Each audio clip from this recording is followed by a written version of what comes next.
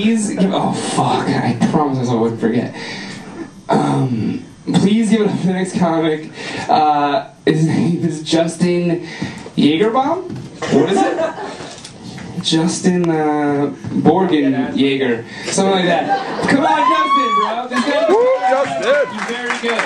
He's very funny. He's done very big shows. Give it up.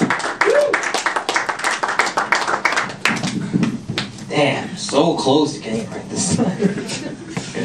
I've gone through so many hosts who don't know how to say my name. So, first thing you should know about me. I am half black and half Spanish. I'm exotic like that. In fact, to make it easier for people, I like to shorten it, so I call myself Splack. It's like, it's like a commercial kind of thing, like, new from the people who brought you Oreos and Wapanese comes new Splack. Do you have issues with chickens? Do those feathery fiends cause you no end of torment? Then try new Splack, guaranteed to get rid of those pesky fowl in minutes. Just add a frying pan and some cooking oil and watch them all disappear off the face of the earth. And if you act now, we'll throw in the free stolen radio, absolutely free. Yeah, so I guess the first thing you should know is that I'm a racist towards my own race. Let's move on then. So I went to DR, Dominican Republic, over winter break. And, people say a lot of things about, like, the United States and, like, underage drinking and all this stuff, but you have not seen anything until you go over there, okay? Because here it's kind of a problem, there is like an issue. You can get it from like anywhere. I'm pretty sure you could walk up to a Home Depot and ask for like a beer and like some plywood. They would give you both in like a plastic bag. Here's a reasoning for my crazy statement. I went to a Burger King, me and my father, and we were in line. And I say to my father, I says, "Father," this is what I says to him. I says, "Father,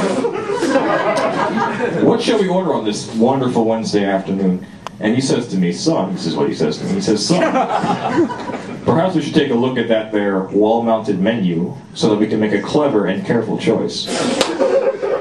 So we go up to the line, and I'm looking at the menu, browsing, what am I going to get? I see my favorite meal, fries, drink, or meal, fries, Corona. Yes, 100% serious. You can buy a beer at a Burger King in the Dominican Republic. You can knock one back and knock out your heart at the same time. And I see in front of me, there's a younger kid, he's probably like 12 or something, and he goes up and he gets his meal and he turns around to leave. And he's got the tray thing, and I can see on his tray, he's got like a nice cold beer. And I'm like, wait a minute, this kid is 12. So the first thing I thought is, wow, that kid is cool. The second thing I thought is, wait, that's illegal. So I went up to the cashier and I was like, "Excuse me, Senorita. I couldn't help but notice that you may have given this young little tyke here a big man's brewski. That doesn't seem legal in my home country." And she explained to me, no, that he was going to get it for his older brother. Okay, fine. I look over. Sure enough, she's giving the beer to an older brother. The older brother was probably like 14. And he was taller than me. And he was looking at me like I was the little kid. Now, I thought about it later, and maybe it didn't help that I was, at the time, I had just cut my fingernails, like really low, so they feel like numb. And I was trying to open the Hot Wheels bag to get my toy out. And I was drinking a pink lemonade with a bendy straw that I got from the gift shop, and it changes colors, has a dragon on it. It's awesome. So that's probably why he looked at me funny. Do you ever have, I'm sure you do, everybody has that one friend who's kind of like a little bit shady, and he likes to make jokes that would possibly be funny if said in the right way, but when he does it, it's just kind of terrifying. I have one, obviously, otherwise I wouldn't be mentioning this. And I remember I was saying over spring break coming up, and I was like, "Ooh, man, spring break's coming up. I am looking forward to some good old R&R." And he says, "Yeah, I just love a good rape and run."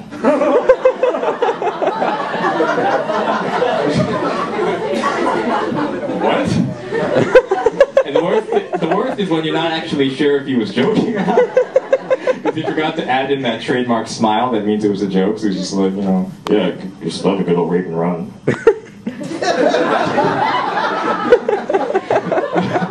That's a little terrifying.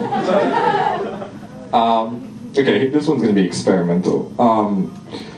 So I spend a lot of I mean, I really hate it when I have to go somewhere that's gonna take like a long time and I won't be doing anything for a while, and like I forget to charge my phone, so it's like dead, or forget to bring like a portable gaming machine to keep me occupied, so I'm just sitting there really angry. So I invented a game to pass the time, which I call Morgan Freeman narration. Now you're probably looking at me like I'm crazy. Anyway, to play Morgan Freeman narration, the first thing you do is you find somebody that you know, walking by, doing something, and you start narrating what they're doing in his voice as best as you can. I'm not saying I'm great at it, but I do it anyway. But the trick is you do it while making out completely ridiculous, untrue things that are completely exaggerated and made better because it's Morgan Freeman's voice. For example, let's see, you see a woman walking by, and you start to do it, and you say, "Now, as a young woman was walking by, the first thing I noticed was her enormous thighs.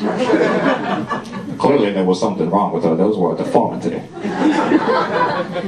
She began to walk towards me and the light changed red. She looked around confused as if maybe she should actually cross the street and commit suicide. I thought, well, perhaps that's a bad idea, but it would have been kind of interesting to say that I had seen that. Nonetheless, she did not do that, and as she came closer to me, I noticed that she was quite attractive, but she had a mole. Now, that wouldn't have been a problem. I'm an old man. I've seen many moles in my time. But as she walked and the wind was blowing, it seemed to me as if the mole was waving at me. And she started talking to me, and I couldn't take my eyes away from it. It was just kind of like, "So did you see the show the other night? What are you looking at?" And I said, "Woman, you have a mole. And it's trying to get my attention." That's something that's fun to do.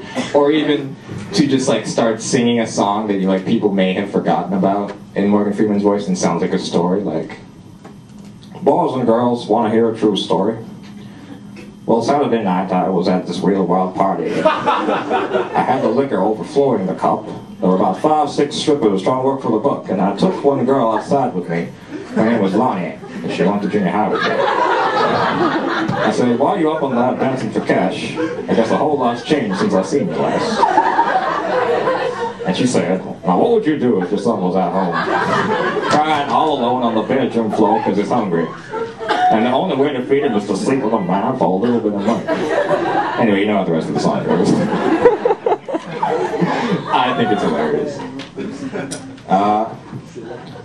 So, it occurred to me that it'd be really funny if, actually I'd probably hurt myself at how badly I would laugh at this if somebody told me that they came to Emerson on a Quidditch scholarship.